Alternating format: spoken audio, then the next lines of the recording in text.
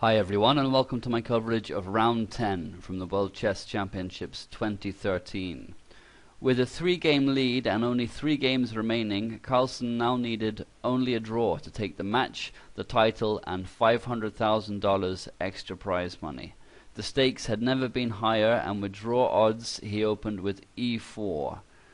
And now we finally got our wish, with Anand playing c5, so we have a Sicilian defense for the first time in the match. Great to see, and of course the opening of choice when you're in a must-win situation with the black pieces.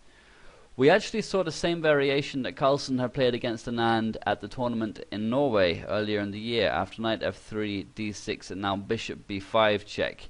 The Moscow variation, which really takes the sting out of the play, but will give white a nice positional game with a small edge, exactly what Carlsen is looking for. So knight d7, now d4, c takes d4, queen takes d4. With no knight coming to c6, this move is fine. So a6, bishop takes d7. White gives up the bishop pair, but he doesn't mind this because after bishop takes d7, he's going to play c4, creating the dreaded Maroczy bind. His light squared bishop would have been a bad piece in this structure anyway, so he doesn't mind giving it up. So we saw knight f6, now bishop g5, threatening to damage the pawns. So e6 creates this weak d6 pawn. This is one of the reasons many players don't like these variations in Sicilian setups. Usually it's not that difficult to defend, but it will tie black down a little bit for the middle game. So knight c3. If instead bishop takes f6, queen takes f6, queen takes and g takes, and black should be slightly better from here. Bishops are going to be good. So e6, and now knight c3, bishop e7, and Carlsen castles long. It's not just standard development. So we're getting to the middle game. So bishop c6, and this is the last book move, although I'm sure known theory extends a lot further than this. Carlsen continued with queen d3 because he wants his knight to come to d4 instead. In all lines, white is going to enjoy a piece planted on d4 because black can't really afford to play e5 because it's too weakening on the d5 square. So Anand castled, and now knight d4, which is slowly improving the white position whilst black remains cramped. And it's important to note how the knights and the queen are preventing black from playing b5. And this is going to challenge the c4 pawn, which black would like to do. The whole idea of white's play is to prevent black from playing d5, and thus liberating his position. And this setup gives white a nice space advantage that, in the hands of a good player, can lead to a significant advantage overall in the position. So Carlsen's play also prevents b5 as well as d5, and as I said, b5 is going to help black play d5, so there's very deep prophylaxis going on here. So rook c8 is moving to the open file, and now b3 keeps everything ultra solid. So queen c7, and now d5 is a threat because of this pressure on c3. So knight takes c6 is what Carlsen played.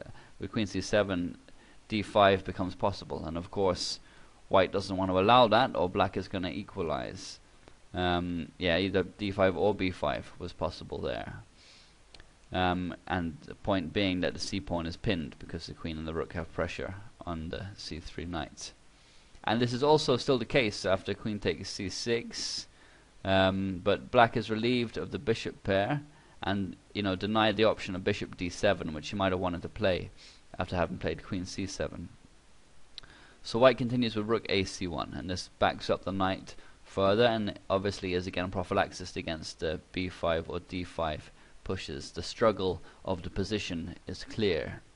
So Vishy now challenged the bishop with h6, and now came bishop e3, which is a very nice diagonal for the bishop. It's a very active square. It's aiming at the slightly weakened black king side and also this weak b6 square.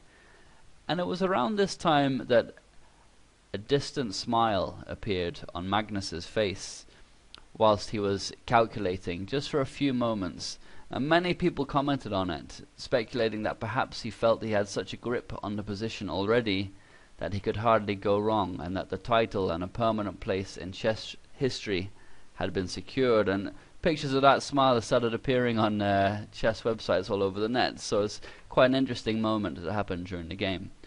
But anyway, Anand continued here with knight d7, and now Carlsen played bishop d4. So now the bishop comes to use the d4 squares, brings pressure onto the king side, and black doesn't want to play bishop f6 to trade, because d6 becomes very weak then. He can do it, but it's just slightly weakening positionally. He played instead rook f d8, which is a logical move, bringing extra defense to d6 and getting the last piece into the game. So, white has established a grip on the position. How best to continue? f4 is the move that would appeal to me as a club player, to play f5 and create a weak pawn to attack on e6. Or if after f5, e5, then it can use the d5 square. And you know, if e takes f5, then d5 again is weak. However, the whole idea is kind of unsound, mostly because it weakens e4, and it's instructive to see how Magnus handles the position instead. First, he plays h3, which, to be honest, I'm at a loss to explain, other than it prevents a later knight g4 in the event of knight f6 and e5, but that's kind of unlikely. So the question really is, what can black play for here? Maybe this is just a waiting move to see what black's going to do.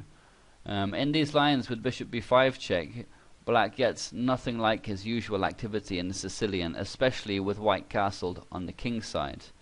And given white's central control here, a king side attack, you know, start throwing these pawns down, is very ill advised, and Carlsen has made sure there's nothing in the b5 or d5 pushes, so it's incredibly frustrating to play against this kind of player who just restricts you in every possible way on the board.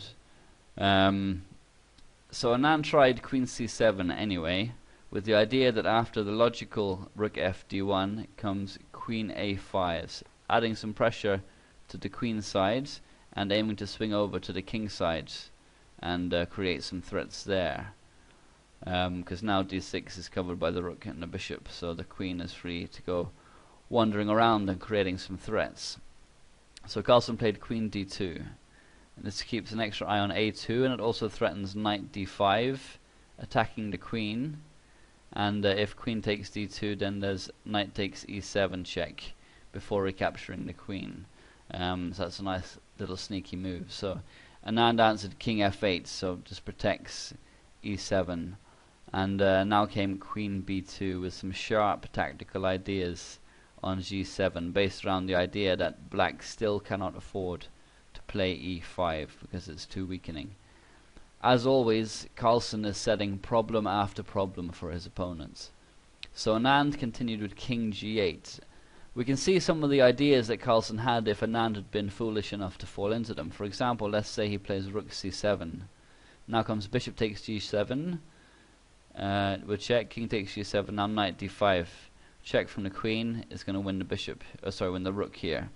The queen is covering it now, but he can play b4 to distract the queen from defending it. For example, knight e5, b4, queen a4, and knight takes c7 with a nice edge in all lines. Even if this knight can't escape, it's still looking good for white. And bishop f6 after the discovered check isn't good either.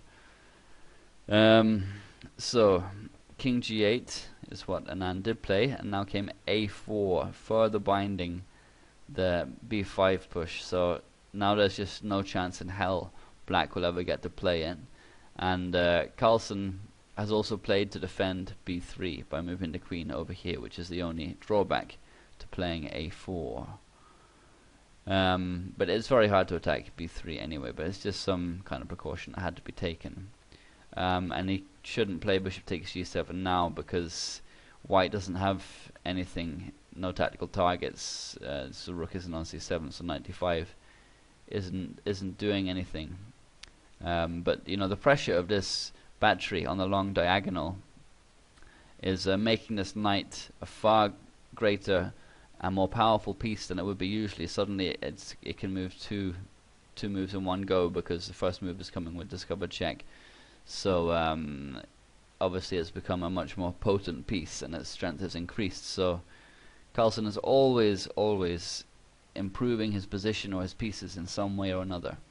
So Anand continued with queen h5, and okay, the queen has come into the open, but what is it actually doing here? Carlsen was of the opinion that Anand began to drift a little bit in the middle game, and I think it was around here that he was referring to. Black has neither threats nor any kind of logical plan for active play here. Carlsen, on the other hand, now that he's taken the necessary logical steps to make his position absolutely risk-free, can start attacking in the center and on the king side. So first he played knight e2 with the idea of reorganizing his rooks onto better squares, such as playing rook c3 to d3 and adding pressure to d6, probably with the idea of provoking e5, which is, positionally not a nice move to have to play. Also knight f4 now can come with tempo, given the queen on h5, and also the rook can swing over to the king side to bear down on the black king, and because h6 has been played, this would also create kind of uncomfortable pressure for black to deal with.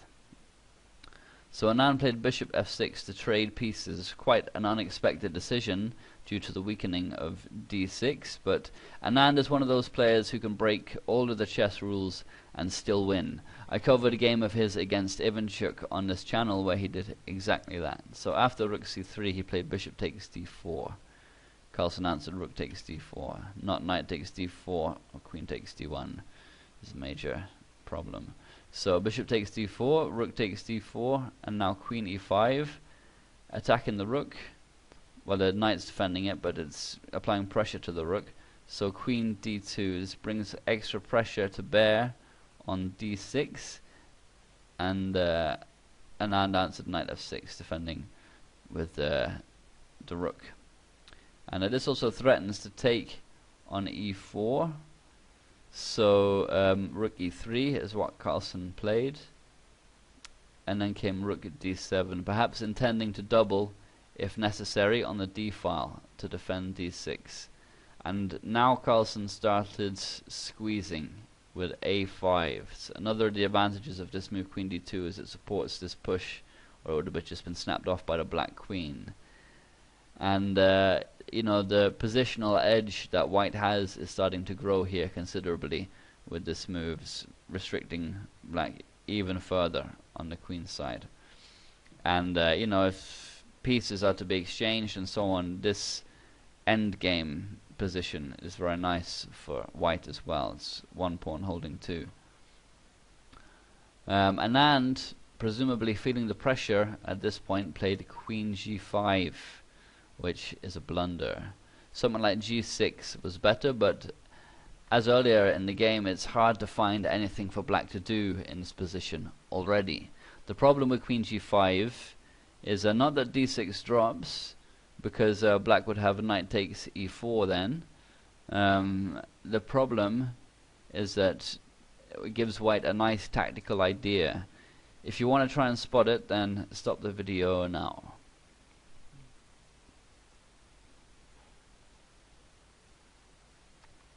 e5 is the move, exploiting the fact that this d-pawn is pinned, or the rook is dropping on d7. Well, it'll actually lose a knight, because the knight will have to recapture and the queen captures, and obviously it's game over for black. So he has only one reasonable move now, knight e8, defending d6, although it's still lost, but it makes it possible to recapture it again in the future. And now in fact it was Carlsen who went slightly wrong, in that he missed an even stronger move compared to what he played, e takes d6. Okay, this wins a pawn, but black is going to be able to win it back. He said in the press conference afterwards that he thought this was winning, and so he played the move quickly, but he could have played instead knight c3. There's no need to release this tension on the pawn. The pin isn't going anywhere anytime soon, and white can build up much more of an advantage by increasing the pressure before taking the pawn. Immediate threats at f4, and also knight a4 to b6 winning the exchange, as well as knight e4 forking the queen, and d6, and so on. And white has a huge and probably winning advantage in all lines. Presumably Carlsen didn't play it because he thought his move was winning a pawn outright and therefore the game as well, or at the very least drawing, which was certainly adequate given the match standings. So anyway, we'll go back to what he did play. E takes d6, and now rook c6 aims to win back the pawn immediately. So Carlsen played f4, kicking the queen, and thereby gaining a move in the upcoming endgame, because he's made a pathway for his king.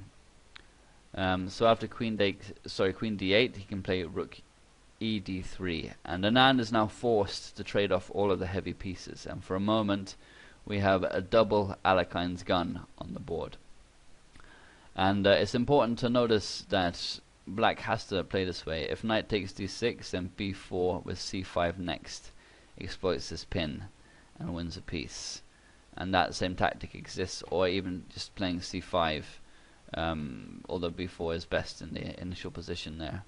So rook c d6, rook d6, rook d6. It's again tactically forced all along. Or like I said, c5 is coming and knight takes d6. So suddenly the position has transformed into a knight endgame, which is actually very dangerous for black, in Anand's own words. White has a slight initiative, and very accurate play is required to defend without losing. So white makes immediate progress as follows. King f2, as I said, that move has been gained, which is critical in giving white the edge that he gets in this endgame. So king f8, king e3, king e7, king d4, king d7, king c5, king c7. The idea is to get to b6, and this is uncomfortable pressure for black to deal with on the queen side, and this pawn majority is very, very dangerous, and this is what Anand was talking about when he said it was a dangerous endgame for black. If the king gets to b6, then it's going to be, serious trouble. And as I said, the sequence was facilitated by the fact that he played f4 to kick the queen. So now he can increase the pressure with knight c3, and this also stops knight e4 check. So Anand played knight f5. Now came knight e4 and knight e3, which is probably the only move to save the game. Attacking g3, attacking g2, so g3, and not g4 or knight g2 is going to force forwards these white pawns unfavorably and probably force the draw. So Anand continued with f5, which is the logical follow-up to knight e3. He's finding all of the correct defensive moves. Very impressive stuff, because it's necessary to see deep into the position, and he's under huge pressure. So Carlsen answered with knight d6 with the threat of knight e8 check, winning g7, and this is a strong continuation that keeps the pressure up on black. With very deep engine analysis, it appears that knight d2 with the idea of knight f3 may have in fact been stronger, with some sites giving a winning line as follows. Knight d1, this is the only move for black to save the game, threatening knight f2 with a draw. So best play goes king d4, knight f2, attacking h3, so h4, now knight h1, attacking g3, so knight f1, knight f2, b4, white is utilizing the majority, knight e4, applying pressure to g3, but it's alright because g4 can be played, exploiting the fact that this pawn on f5 is tied to defending the knight. So now king d6, now gf5, ef5, knight e3, attacking f5, so king e6, and now h5. Slows black down on the king side, and we see he's tied now on both sides of the board and into defensive roles for his pieces.